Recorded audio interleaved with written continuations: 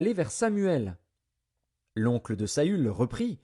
Raconte-moi donc ce que vous a dit Samuel. Et Saül répondit à son oncle.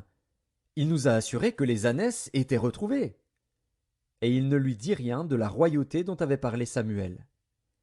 Samuel convoqua le peuple devant l'Éternel à Mitzpa, et il dit aux enfants d'Israël. Ainsi parle l'Éternel, le Dieu d'Israël. J'ai fait monter d'Égypte Israël, et je vous ai délivrés de la main des Égyptiens et de la main de tous les royaumes qui vous opprimaient. Et aujourd'hui, vous rejetez votre Dieu, qui vous a délivré de tous vos maux et de toutes vos souffrances, et vous lui dites, Établis un roi sur nous. Présentez-vous maintenant devant l'Éternel, selon vos tribus et selon vos milliers. Samuel fit approcher toutes les tribus d'Israël, et la tribu de Benjamin fut désignée. Il fit approcher la tribu de Benjamin par famille, et la famille de Matri fut désignée. Puis Saül, fils de Kis, fut désigné. On le chercha, mais on ne le trouva point. On consulta de nouveau l'Éternel. Y a-t-il encore un homme qui soit venu ici? Et l'Éternel dit, Voici, il est caché vers les bagages. On courut le tirer de là, et il se présenta au milieu du peuple. Il les dépassait tous de la tête.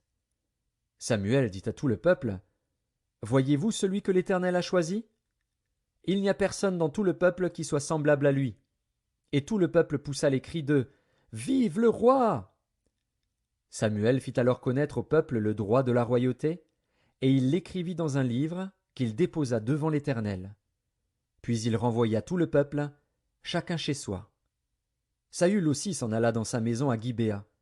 Il fut accompagné par les honnêtes gens, dont Dieu avait touché le cœur. Il y eut toutefois des hommes pervers, qui disaient Quoi?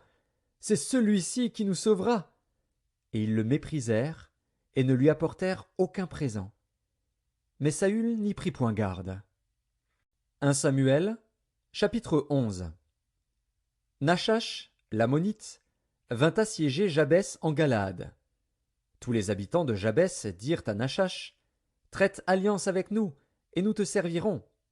Mais Nachash, l'ammonite, leur répondit, Je traiterai avec vous à la condition que je vous crève à tous l'œil droit, et que j'imprime ainsi un opprobre sur tout Israël.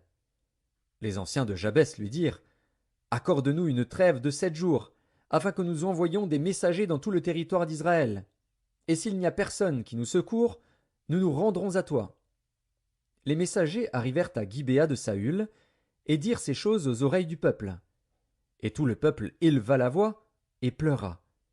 Et voici, Saül revenait des champs, derrière ses bœufs, et il dit, Qu'a donc le peuple pour pleurer? On lui raconta ce qu'avaient dit ceux de Jabès. Dès que Saül eut entendu ces choses, il fut saisi par l'Esprit de Dieu, et sa